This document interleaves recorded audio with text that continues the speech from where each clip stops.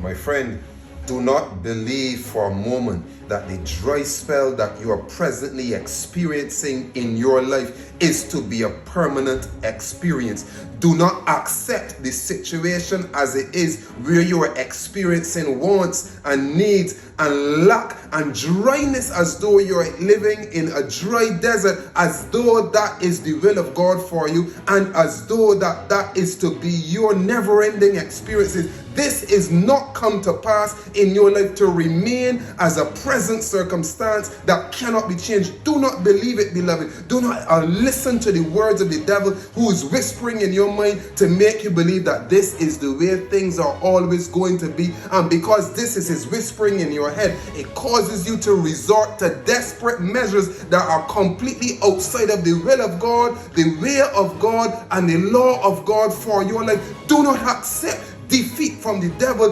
whispering in your mind, making you believe that this desert is where you are going to live for all of the rest of your life. This is not the will of God for you, beloved. This experience that you are experiencing right now, this desert that you are walking through right now, hold your faith in God and do not let go, and affirm on a daily basis that God is going to deliver you from your present situation, whatsoever it is and howsoever it is, because God has promised you in Isaiah 41 and verse 18, I will open rivers in high places and fountains in the midst of the valleys. I will make the wilderness a pool of water. That is your wilderness. God has promised you, and you have to accept the promise of God as though it was written for you personally, beloved. God has personally engineered your salvation. God has personally engineered your help, and he has said to you,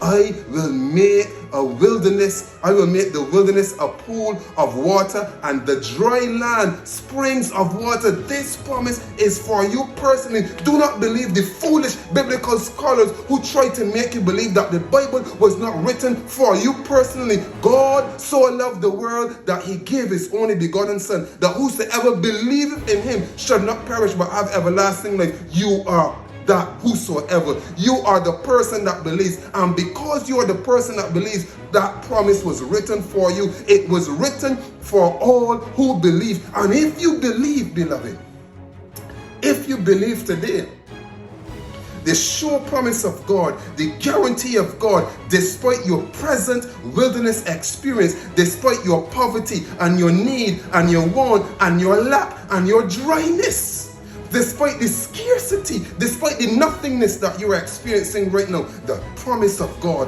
and it's not just any promise, the sure promise of God to you, for you, in your life today, by God, speaking to your heart, speaking to your soul, is, I will open rivers in high places. I will make the wilderness a pool of water, and the dry lands in your life, the springs of water. This is the sure promise of God, and this promise is for you.